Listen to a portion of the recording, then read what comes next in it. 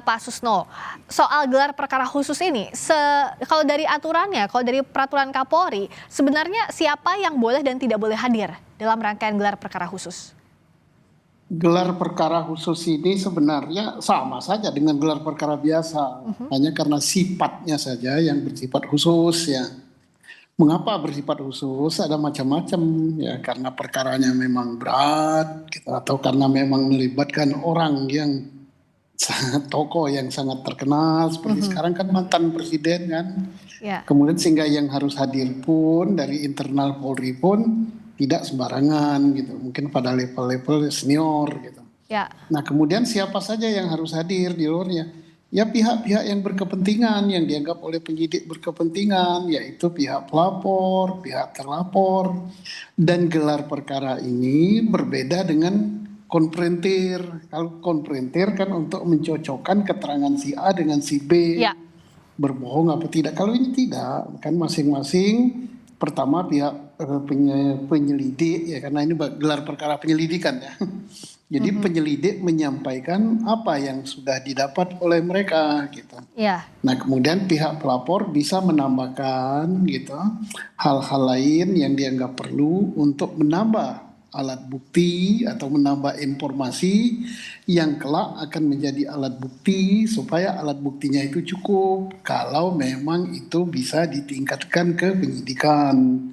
Nah demikian juga pihak terlapor pada kesempatan ini juga berkesempatan dia untuk membantah argumen atau dalil-dalil yang diajukan atau informasi sifatnya baru informasi kan, informasi yang diajukan oleh pihak pelapor ataupun informasi yang didapat oleh penyelidik. Nah, karena ini kan masih informasi. Nah, informasi ini bisakah atau tidak kelak menjadi alat bukti. Ya. Jadi begitu. Pak Susno, tapi kriteria ahli yang boleh dihadirkan dalam gelar perkara khusus ini seperti apa? Karena kalau dari Pak Rizal tadi kan sudah menjelaskan ya, pihak ahli yang akan dihadirkan ada Bang Roy Suryo juga Bang Rismon, tapi dari pihak Jokowi menolak ahli yang disodorkan TPUA karena alasannya pelapor tidak bisa mengajukan ahli dan menganggap Mas Roy dan Bang Rismon itu tidak punya kompetensi untuk memeriksa ijazah.